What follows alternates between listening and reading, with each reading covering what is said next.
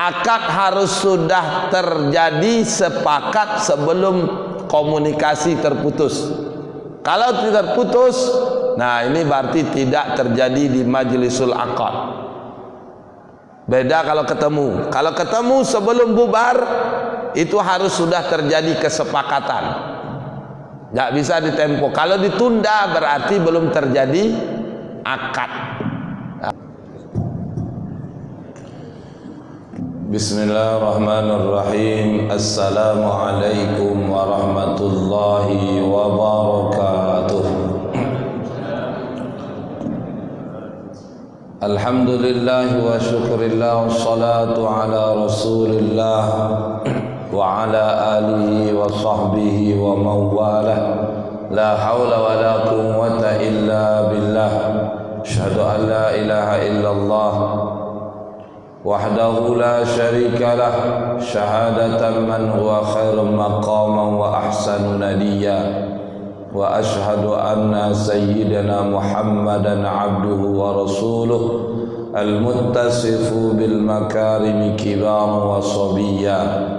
Allahumma fassalli wa sallim ala sayyidina Muhammad sadiqul wa'di wa kana rasulan nabiyya wa ala alihi wa sahbihi allazina yuhsinuna islamahum wa lam yaf'alu syai'an fariya. Subhanaka la ilma lana illa ma 'allamtana innaka antal alimul hakim. Rabbi shrah li sadri wa yassir li amri wahlul 'uqdatam min lisani yafqahu qawli, amma ba'd. Bapak Ibu yang dimuliakan oleh Allah Subhanahu wa taala, bersyukur kita kehadiran Allah, bersalawat kita kepada Nabi Muhammad sallallahu alaihi wasallam dengan lafaz Allahumma salli wa sallim ala sayyidina Muhammad wa ala ali sayyidina Muhammad. Assalamu alayka ya Rasulullah. Bapak Ibu yang berbahagia, kembali kita melanjutkan pembahasan kita tentang seputar masalah muamalah al-maliyah terkait dengan bisu'unil mal, mengatur mengelola harta, yang sempat beberapa pekan kita tertunda ya. Insyaallah malam ini kita lanjutkan kembali, masih membahas seputar masalah tentang jual beli di dalam Islam. Kalau tidak salah lebih kurang pertemuan 2-3 pekan yang silam itu kita membahas tentang, sudah diawali tentang bahasan jual beli, ya, jual beli di dalam Islam. Kalau jual beli itu adalah mutlak mubadalah, pertukaran secara mutlak, atau dimaknai mubadalatun mal bimalin, pertukaran harta dengan harta, ala sabilit tamlik antaradin, dengan sebab jalan berpindahnya kepemilikan atas dasar suka sama suka. Maka jual beli itu dikatakan syar'i. Hal yang penting pertama itu harus saling ridho, illa an takuna tijaratan antaradin minkum, harus suka sama suka. Kalau tidak suka sama suka maka jual belinya tidak sah. Ada unsur paksaan terjadi, maka paksaan itu membuat akad jual belinya jadi fasad alias rusak. Kalau akadnya fasad, selama fasadnya tidak diperbaiki, fasad rusak itu tak dibenahi, maka tetap akad itu menjadi tidak sah. Kalau akadnya tidak sah, maka objek barang yang diperjualbelikan menjadi tidak halal.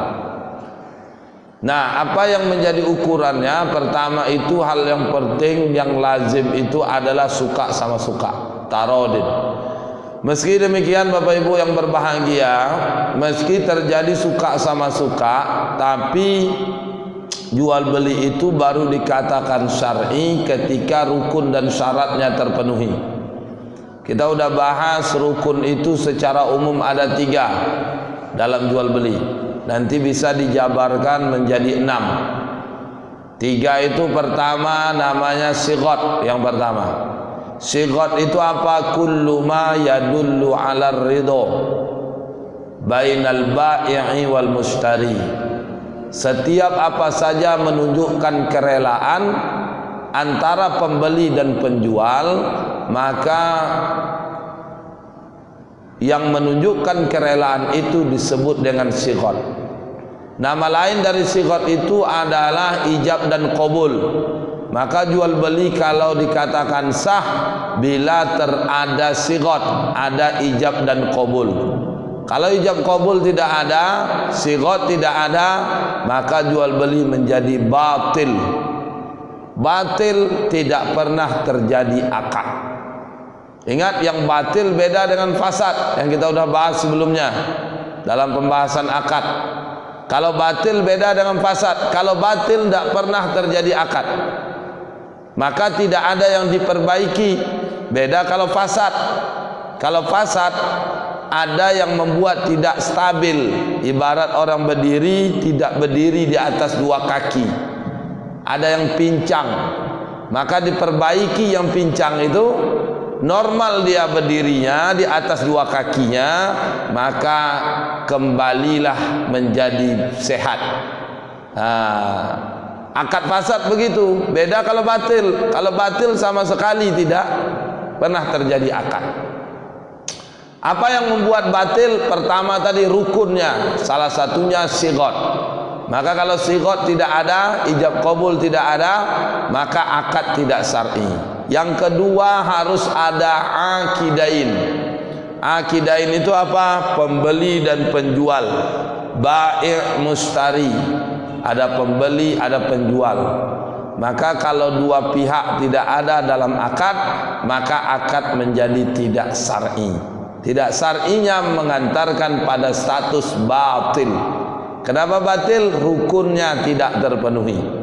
Yang ketiga ada ma'qud alaih, objek yang diakadkan, mahallul aqad, yakni barang dan harga. Maka dalam akad mesti harus ada barangnya. La tastarus sama' fil ma', jual beli ikan di dalam, jangan kau jual ikan di dalam air, fa innahu gharar. Maka kalau barangnya tidak ada, akadnya menjadi gharar, menjadi tidak sah. Objeknya tidak ada. La tabi' ma laysa indak, jangan menjual barang tidak ada di sisi. Intinya kalau jual beli, apa yang diperjualbelikan? Barang. Barangnya apa? Harus jelas, harus ada. Kalau barang yang diperjualbelikan tidak ada, maka akadnya tidak sah. Tidak sahnya disebut batil. Kenapa batil? Karena rukunnya tak terpenuhi. Jadi ingat Bapak Ibu, tiga nih. Pertama sigot, yang kedua dua orang yang berakad, yang ketiga ada namanya objek mahallul aqad atau ma'qud alaih. Sigot, makanya dari tiga ini bisa dijabarkan jadi 6. Sigot, ijab dan qabul, berarti 1, 2. Aqidain, pembeli penjual, 3 dan 4. Mahallul aqad, objek, barang dan harga. Maka 3 bisa menjadi 6 atau jadi 3, maknanya sama. Intinya ini rukun-rukun akad dalam jual beli, satu sama lain tidak boleh tidak ada, mesti ada. Kalau tidak ada, akadnya jadi batil. Kalau ada, terhindar akad jual beli dari batil. Ibu bapak yang berbahagia, meski rukun terpenuhi, namun syarat-syaratnya juga harus terpenuhi. Kalaupun rukun terpenuhi, syarat tidak terpenuhi, maka akad menjadi tidak sah juga. Tidak sahnya disebut fasad. Makanya syarat-syarat dari rukunnya harus terpenuhi. Pertama, syarat sigot. Sigot itu umumnya syaratnya ada 4. Ijab qabul itu ada 4 syaratnya. Pertama, harus majlis. Majlis itu lebih kepada majlisul aqad. Jadi orang berakad harus berada dalam majlis akad, baik di tempat yang sama atau dalam kondisi yang sama. Bisa jadi pembeli penjual tidak ketemu, pembeli di Pekanbaru, penjualnya ada di luar Pekanbaru, anggaplah di Jawa, terjadi transaksinya online lewat telepon, maka harus jelas, akad harus sudah terjadi sepakat sebelum komunikasi terputus. Kalau tidak terputus, nah ini berarti tidak terjadi di majlisul akad. Beda kalau ketemu. Kalau ketemu sebelum bubar, itu harus sudah terjadi kesepakatan. Tidak bisa ditempo. Kalau ditunda berarti belum terjadi akad. Nah, itu pertama syaratnya. Yang kedua syaratnya itu harus sigot itu muafik, sesuai. Antara ijab dengan qabul harus sesuai. Dijual air ini 2.000, saya beli 2.000, berarti sesuai. Jual ini 2.000, saya beli 1.500, tidak sesuai. Akad menjadi fasad. Kenapa? Tidak sesuai antara ijab dengan qabul. Samalah akad nikah, kan harus sesuai. Aku nikahkan kau dengan aku mas kawin ini. Ternyata dijawabnya lain, beda, tidak sah. Sampai sesuai antara ungkapan wali dengan ungkapan mempelai laki-laki. Kenapa harus begitu? Supaya muwafik, syarat dari sigot ijab qabul itu harus sesuai. Yang ketiga, harus tasmi', harus bisa dipahami. Makanya anak-anak yang belum pas ngomongnya, atau anak-anak itu umumnya ulama berpendapat tidak sah melakukan jual beli. Ada pengecualian nanti, Pak. Tidak sah, kenapa? Karena kadang-kadang ngomongnya tidak pas, tidak bisa dipahami oleh si penjual. Ya, anak-anak atau orang yang berakad harus jelas, harus tasmi', bisa didengar, bisa dipahami. Antara ijab dengan qabul harus jelas, tidak boleh tidak jelas. Makanya kalau dalam akad nikah, yang menikah itu ada seorang yang bisu, maka saksinya harus paham bahasa orang bisu. Pernah Bapak jadi saksi? Tidak pernah ya? Kalau tidak paham, maka tidak tahu kita apa maksud yang dia ungkapkan bahasa isyaratnya, sehingga akad sigotnya tidak sah, mengakibatkan transaksi kalau dalam muamalah tidak menjadi fasad, kalau dalam akad nikah menjadi tidak sah. Nih yang ketiga. Yang terakhir, syarat dari sigot itu harus tidak boleh fasil, tidak boleh terputus. Antara ijab dengan qabul tak boleh ada aktivitas di antaranya. Kalau ada aktivitas di antara ijab dengan qabul, maka akad transaksi yang diakadkan, akad yang dilakukan menjadi fasad. Kenapa? Karena tak terpenuhi syarat yang keempat. Syaratnya tidak boleh fasil. Tidak boleh fasil itu misalkan aku jual ini, yang membeli sibuk dengan aktivitas yang lain. Baru setelah itu dia jawab, maka ini tidak sah. Ya, tidak sah.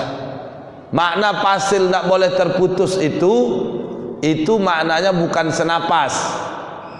Ini terkadang kalau dalam akad nikah di masyarakat kita, ada kalangan masyarakat tertentu mesti senapas. Kasihan kalau yang nikahnya sosa anguk. Itu maknanya tidak senapas, tidak terputus itu antara ijab dan qabul harus menyatu, tidak boleh ada aktivitas di antara keduanya. Kalau ada aktivitas di antara keduanya, maka transaksi atau ijab qabulnya menjadi fasad. Kenapa fasad?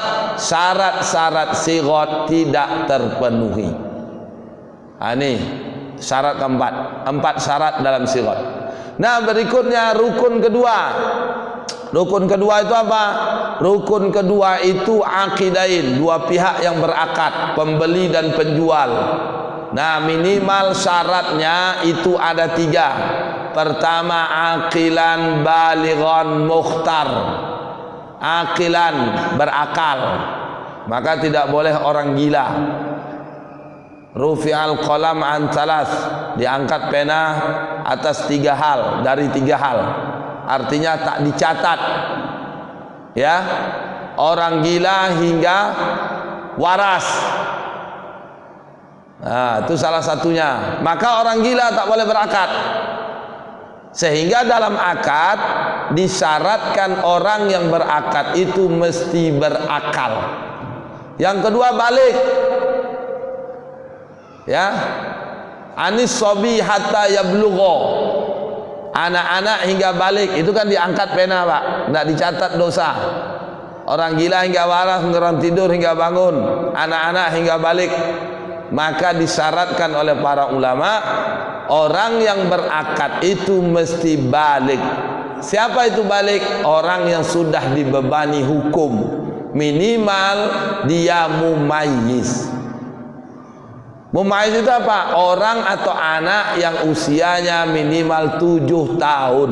Nah, kalau umurnya 7 tahun sudah boleh berakad. Tapi kalau umurnya belum 7 tahun, dia belum balik, maka tidak boleh berakad. Syaratnya, akadnya tidak memenuhi syarat dari sisi dua pihak yang berakad.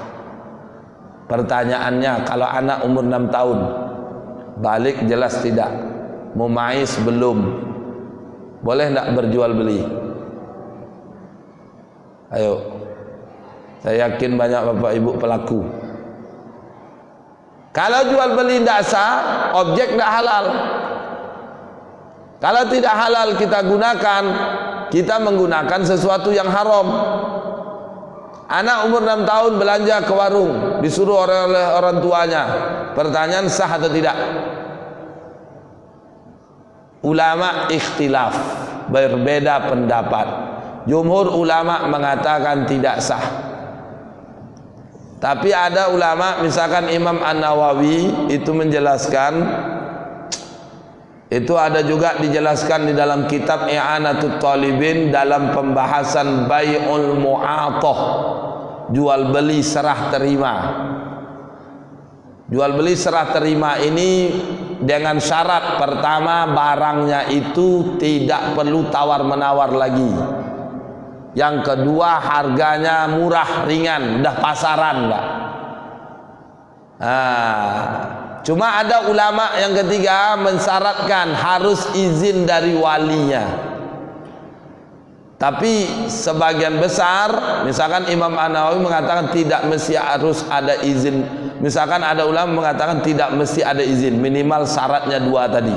Barangnya tak perlu lagi tawar menawar, harganya sudah fix dan harganya itu murah. Contoh anak-anak beli jajanan, beli es krim, itu tidak mesti harus pakai balik dan berakal. Boleh dilakukan oleh anak-anak yang belum balik atau belum mumayyiz, orang yang belum balik atau mumayyiz. Bahkan ulama berpendapat dalam kasus transaksi jual beli bai'ul mu'atoh itu boleh terjadi tanpa ada sighot. Ada sighot. Tapi syaratnya, catatannya tadi itu, barangnya sudah fix harganya, tak perlu tawar menawar lagi. Barang yang umum, misalkan beli garam, ibunya lagi masak, garam habis, panggil anaknya, cerdas pula, bahasanya jelas. Nak, tolong belikan mama garam ke warung, kasih duit 2.000, dibeli sebungkus, kan tidak ada tawar menawar lagi tuh. Maka kasus seperti ini menurut sebagian ulama hukumnya boleh. Kenapa? Karena bai'ul mu'atoh, jual belinya serah terima, tak perlu lagi tawar menawar. Tapi kalau anak-anak beli garam sekarung tetap tak boleh, karena barang harganya sudah mahal, sudah besar. Bapak Ibu yang dimuliakan oleh Allah, ini yang kedua. Yang ketiga, syaratnya itu harus mukhtar. Mukhtar itu apa? Orang yang sudah bisa menentukan pilihan. Mukhtar itu bisa menetapkan pilihan. Makanya disyaratkan di awal tadi balik berakal, karena yang balik berakal inilah yang bisa menentukan pilihan. Jual beli ada khiyar, Yang bisa menentukan pilihan itu adalah orang yang balik berakal. Anak-anak kalau ditipu, dibohongi, tak tahu dia.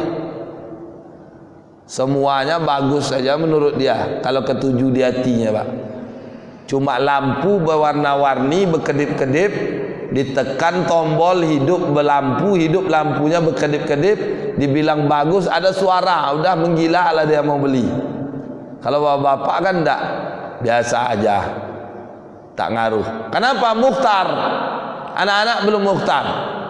Maka syaratnya itu seorang yang berakad itu mesti mukhtar, orangnya bisa menentukan pilihan. Disinilah mestinya balik dan berakal, minimal mumayyiz.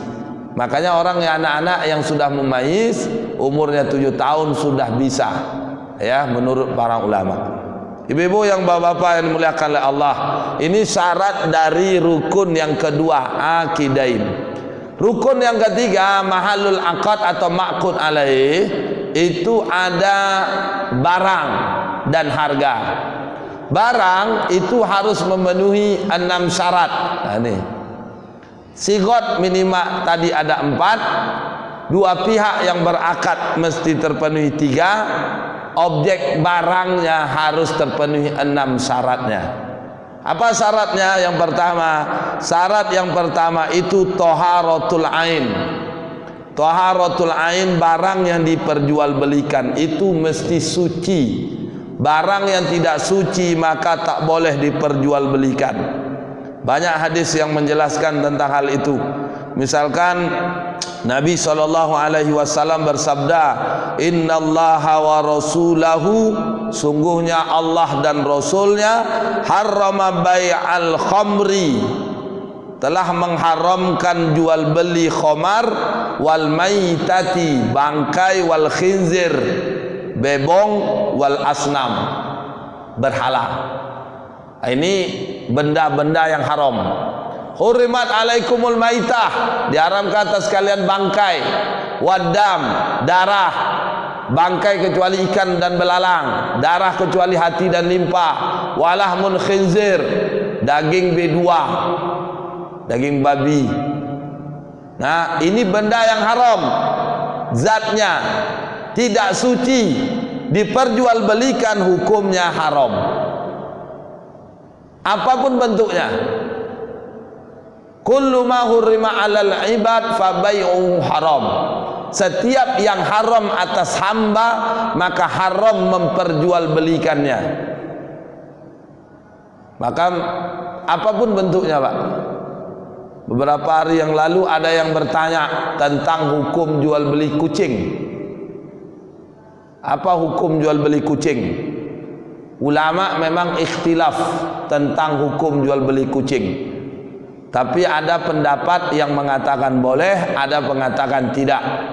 Kucing sejenis hewan yang berkeliaran di sekitar kita, tapi termasuk kategori hewan yang tak boleh dimakan, hanya sejenis peliharaan. Yang berpendapat seperti ini maka mengkategorikan hukum kucing itu haram. Maka hukum kucing haram, hurrimat 'alal ibad fa bai'u haram. Maka memperjualbelikan kucing hukumnya jadi haram. Bahkan ada ulama juga berpendapat, jangankan memperjualbelikannya, menghibahkannya, kalau bendanya haram, hukum menghibahkannya pun haram. Jadi benda yang haram itu kalau Bapak Ibu kita berpendapat haram, pilihannya cuma satu, dibuang. Kalau haramnya zat, toharatul ain. Kalau bendanya haram maka pilihan cuma satu, dibuang. Karena dijual tak boleh. Apa saja yang telah Allah haramkan maka wasamanuhu haram.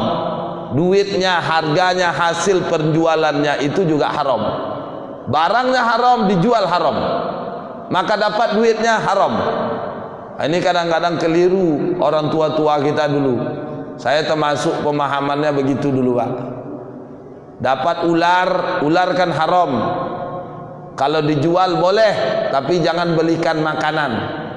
Tak apa dibelikan sendal. Ini keliru. Ya, kurang pas. Ular haram, dijual haram, duitnya pun haram. Mau dibelikan makanan atau apapun, kita berakad menjual ular ini sudah haram. Maka hukumnya sudah tidak sah. Duitnya mau kita apakan tetap haram. Kenapa? Dari hasil menjualkan barang yang tidak toharatul ain, barang yang tidak suci zatnya, bendanya, apapun bentuknya. Maka dihibahkan pun tak boleh. Bangkai ular dibuang aja. Ada orang kafir, beda akidah, keyakinan sama kita, mau dia, terserah dia, kalau mau ambil, kalau enggak, yang penting kita enggak kasih. Kenapa? Karena bendanya itu jelas haram. Dijual tak boleh, ya, dihibahkan pun tak boleh. Ya. Setiap apa saja yang haram, maka haram pula menghibahkannya. Tidak boleh menghibahkannya. Maka dari itu ini syarat pertama, objek yang diperjualbelikan itu mesti halal, toharatul ain, suci. Nah, yang kedua, objek itu al-intifa'u bih. Objeknya bisa dimanfaatkan. Innallaha idza harrama syai'an harrama tsamanahu. Sungguhnya Allah jika telah mengharamkan sesuatu, haram pula harganya, hasil penjualannya. Maka dari itu sesuatu yang diobjekkan, objek dalam jual beli, barang diperjualbelikan harus bisa dimanfaatkan. Kalau yang tak bisa dimanfaatkan, tak bisa diperjualbelikan. Nih. Yang ketiga, milik yang berakad. Ini Nabi katakan dalam sabdanya, dalam riwayat Imam Ibnu Majah, dalam riwayat Abu Daud dan Imam Ahmad. Apa kata Nabi SAW? La tabi' ma laysa indak. Jangan kau jual barang yang tidak ada di sisimu. Artinya dalam hal ini seorang penjual mesti pemilik. Kalau dia bukan pemilik, dia mendapatkan wakil dari pemilik. Pak Haji Rusman punya tanah, dia mau jual, beliau yang jual. Tapi kok saya bisa menjualnya? Karena saya dapat wakil dari si beliau. Tolong bantulah Ustaz, jualkan tanah saya. Maka saya jual. Maka saya tak boleh bertindak semau saya. Jualkan Ustaz, tanah ini 100 juta. Tidak, boleh saya jual di atas itu, tapi saya kasih tahu ke beliau, serahkan duit semua ke beliau. Itu wakil namanya, Pak. Beda lagi namanya samsaroh. Samsaroh itu apa? Maklar. Boleh kita sebagai perantara, broker, mempertemukan antara pembeli dan penjual. Kita jadi pihak perantara. Boleh menjualnya, karena apa? Karena tadi sebagai perantara atau sebagai wakil. Kalau bukan pemilik, maka tak boleh menjual. Atau dia menjadi wakil dari pemilik. Karena syarat barang yang diperjualbelikan milkiyatul akidalah, milik orang yang berakad atau ada pemiliknya, jelas orangnya. Makanya barang hasil curian itu tidak sah dibeli. Barang panas, barang karung kadang-kadang dipesan oleh orang, karena harganya murah, miring. Itu tidak boleh. Kenapa? Karena si penjual bukan pemilik. Kalau kita beli, walaupun uangnya halal, tapi yang menjual bukan pemilik, maka tidak sahlah jual beli itu. Kenapa tidak sah? Karena tidak terpenuhi syarat dari objek barang yang diperjualbelikan, meski milik orang yang berakad. Milkiyatul akidalah. Ini ya. Nah, yang berikutnya, ala taslimihi, dapat diserah terima. Jadi barang itu, barang yang diperjualbelikan itu, objeknya barang bisa diserah terima. Makanya ada barang bergerak, ada barang yang tidak bergerak. Barang bergerak itu barang bisa dipindahkan. Barang yang tidak bergerak berarti ketika berakad tidak bisa dipindahkan. Misalkan motor, maka saat berakad kita jual motor, serahkan akad terjadi, motor diserahkan. Mobil, akad sepakat jual beli, mobilnya diserahkan. Handphone, akad terjadi, serahkan handphonenya. Cuma kalau tanah, tak bisa kita serahkan tanahnya. Maka apa yang diserahkan? Surat menyuratnya. Surat-surat kepemilikan atas tanah itu diserahkan. Nah, itu makanya dapat diserah terima. Pertama, suci. Yang kedua, barang bisa dimanfaatkan. Yang ketiga, milik orang yang berakad. Yang keempat, barang itu, objek dari akad itu bisa diserah terima. Yang kelima, barangnya diketahui. Tak boleh barangnya tak diketahui. Jual beli sapi, sapinya ada, cuma tak jelas yang mana satu, tak boleh. Jual beli sapi, sapi tak ada. Jual beli ikan, ikannya masih dalam air, dalam sungai. Nah, ini yang tadi dijelaskan, la tastarus sama fil ma'. Jangan menjual ikan di dalam air. Maknanya ikan itu masih di sungai, akad dah terjadi, fa innahu gharar. Jual beli seperti ini masuk kategori jual beli gharar, karena syarat barang yang diserah terima diperjualbelikan itu harus diketahui. Yang terakhir, Bapak Ibu yang berbahagia, setelah ini kalau ada yang mau sharing, yang mau kita diskusikan, dipersilakan. Syarat barang yang terakhir itu barangnya dipegang penjual. Kaunul mabi' maqbudah. Barangnya itu dipegang penjual. Maka tidak boleh barang diperjualbelikan itu tidak dipegang penjual. Ini penghususan barang-barang yang ditakar, ditimbang, dihitung. Contoh jual beli minyak wangi, penjualnya di Pekanbaru, pembelinya di Medan, di Duri. Cuma minyak wangi yang di Pekanbaru ini belum datang, suppliernya dari Medan sana. Sudah? Barang dipajang, kita jual, ada pembeli, barangnya belum ada. Karena barang itu masih milik sama pemilik asal, supplier yang buat, yang mengolah, memproduksi. Posisinya di Medan. Secara hitung-hitungan ekonomisnya, dari Medan itu kan bagus turun ke Duri daripada ke Pekanbaru. Tapi karena ini barang ditakar, ditimbang, dihitung, tak boleh dari Medan turun ke Pekanbaru, mesti dari Medan ke Pekanbaru dulu, Duri ya, dari Medan mesti ke Pekanbaru dulu, baru ke Duri. Tak boleh dari Medan turun ke Duri. Kenapa? Karena barangnya ditakar, ditimbang, dihitung. Termasuk jual buah. Kita pajang buah kita pesan dari Berestagi, jeruk. Ternyata pas kita jual ada yang mesan jeruk dalam perjalanan menuju Pekanbaru, ada yang beli di tengah perjalanan.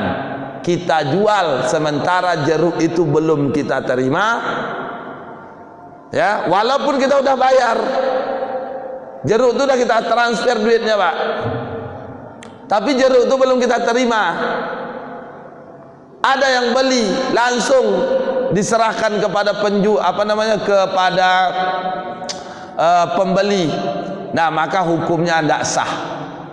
Karena ingat, barang ditakar, ditimbang, dihitung itu mesti dipegang oleh penjual. Beda barang yang ditakar, ditimbang, dihitung. Contohnya apa? Tanah. Bapak lagi jalan-jalan, nengok ada tanah kosong. Ketika lihat tanah kosong, wah ini dijual. Ada nomor handphonenya, ditelepon. Pas, cocok, rupanya kenal pula. Ini berapa harga tanah? 100 juta tuh, satu peta. Saya beli ya, oke. Sepakat harganya, udah sepakat. Udah pas harga 100 juta, sudah. Sekarang saya transfer, oke. Transfer langsung. Sudah? Udah ditransfer, jual beli terjadi. Tapi ibu bapak belum serah terima. Duit udah dikasih, surat belum diterima. Ada orang yang beli. Ternyata pas beberapa jam kemudian ada yang nelpon, Pak tolong cari tanah wilayah Pandau sekian-sekian, berapa budget harga? Carilah harga-harga 120. Wah ini pas ini, tanah saya tadi baru beli 100 juta, Ini ada yang mencari 120, tapi suratnya belum diterima. Karena tanah bukan barang ditakar, ditimbang, dihitung, boleh dilakukan transaksi jual beli. Walaupun sudah belum belum terima surat-suratnya. Nah, itulah bedanya Bapak Ibu, barang yang ditakar, ditimbang, dihitung, kayak air, kayak beras, kayak minyak, kayak buah, itu barang yang ditakar, ditimbang, dihitung. Kalau orang-orang tua-tua kita di kampung dulu, barang-barang itu kalau ditukar, dijual, kalau disukat itu pakai sukatan. Misalkan segantang, 1 kilo, 1 kaleng, secupak, itu ukurannya ketika orang mau terjadi perpindahan dari barang itu dari satu orang ke orang yang lain. Barang-barang seperti inilah tidak boleh dilakukan jual beli sebelum kita menerimanya. Baru boleh kita jual lagi kalau barang itu sudah kita terima. Jadi ini 6 syarat.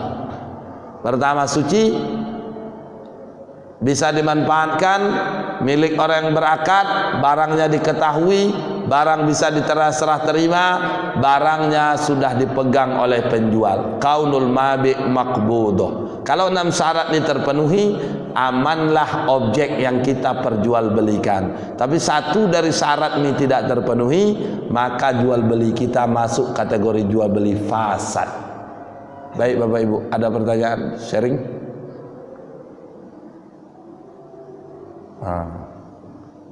Apa Pak? Silakan kalau ada yang mau didiskusikan. Silakan Pak. Kucing kan tidak boleh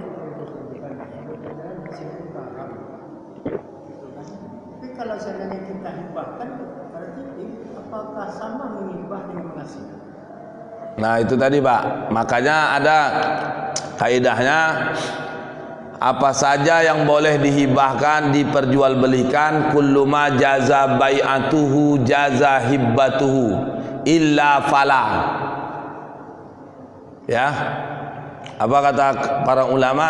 Kullu ma jaza bai'atuhu, setiap apa saja yang boleh diperjualbelikan, jaza hibbatuhu, maka boleh pula dihibahkan, illa fala, kecuali sebaliknya. Sebaliknya apa? Sebaliknya itu kalau tak boleh diperjualbelikan, maka tak boleh pula dihibahkan. Nah ini kembali kepada pendapat. Kalau Pak Haji berpendapat kucing masuk kategori benda yang haram tadi, ulama kan ikhtilaf nih. Kalau Pak Haji berpendapat kucing masuk kategori benda yang haram, mengambil pendapat yang haram, maka hukum menjual kucing haram. Kalau hukum menjual kucing itu haram, maka menghibahkannya haram. Tapi meski demikian ulama ikhtilaf, ya, ikhtilaf. Tapi sebaiknya hindari. Karena kalau perkara ikhtilaf ini kita hindari keluar dari perkara itu, karena harus merujuk kepada dalil yang paling rojih. Kalau kita tidak tahu, misalkan kita tidak tahu hukumnya mana yang paling kuat nih, tapi ulama beda pendapat, hindari perkara tersebut. Kalau saya berpendapat gitu aja. Gimana Pak?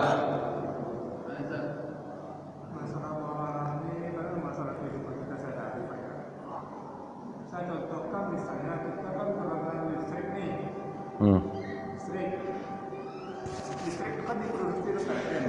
Ya.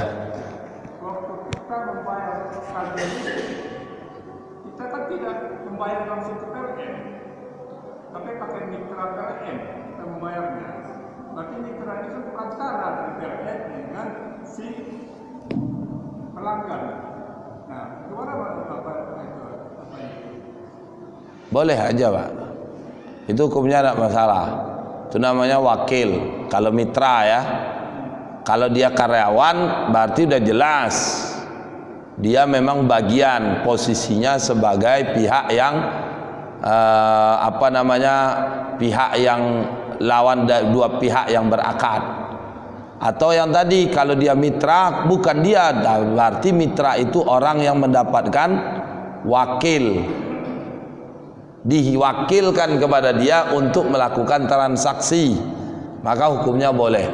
Makanya nanti ada pembahasan kita di dalam akad itu, nanti ada akad wakalah. Wakalah itu apa? Akad perwakilan. Ada beda lagi akad samsaroh, akad makelar. Ini dua pihak, dua hal yang beda, Pak. Kalau wakalah tak ada cerita untung rugi di awal. Tolong bantu saya ngurus ini, tidak ada cerita fee, berarti wakalah. Tapi setelah selesai dikasih, berarti bil ujroh. Syekh Wahbah Az-Zuhaili membolehkan. Tapi kalau di awal dia sebut, tolong urus saya ini, tolong jualkan ini, lakukan ini, fee kamu sekian, berarti itu samsaroh. Kedua-duanya boleh kalau rukun syarat ketentuan dipenuhi.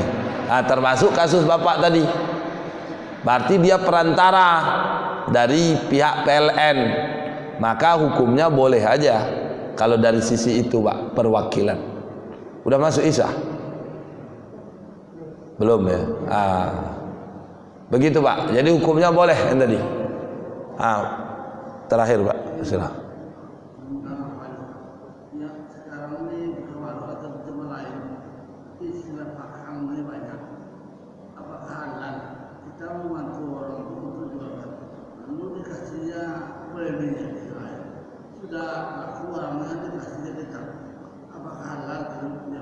Oh, kita menjualkan barang orang, setelah terjual dikasihnya. Nah itu tadi, makanya akadnya harus jelas. Di awal dijelaskan enggak fee-nya, Pak? Bapak dah jelaskan enggak? Kamu kalau laku ini untukmu 10%, untukmu 5%, untukmu 2,5% dari harga. Maka kalau ditentukan di awal, itu namanya samsaroh, hukumnya halal Bapak dapat. Kalau tak disebutkan, berarti akadnya wakalah. Ternyata udah laku, berpikir lain yang punya barang, aku kasihlah dia karena sudah bantu saya. Maka itu namanya wakalah bil ujroh. Syekh Wahbah Az-Zuhaili dalam kitabnya Fiqhul Islam wa Adillatuhu, beliau membolehkan hukum wakalah bil ujroh. Artinya fee, duit yang bapak terima dari jasa mewakili orang tadi, hukumnya halal. Cuma yang kadang-kadang samsaroh itu yang hati-hati, Bapak Ibu. Jualkan barang nih, untukmu 2,5% dari harga 100 juta, 2,5% dari 100 juta untukmu kalau laku. Ternyata dia jual laku harga 120 juta, 20 juta dia masuk ke kantongnya, 100 juta dia kasih kepada yang punya barang, plus dia dapat 2,5%. 2,5% hukumnya halal, 20 juta yang dia masuk ke kantong itu hukumnya haram. Haramnya apa? Itu masuk kategori harta gulul, curang. Kalau kita tobat dari harta gulul ini, tak cukup sekadar tobat, tapi tobatnya kita harus dibalikkan barangnya. Itu bedanya, Pak, harta haram karena akad.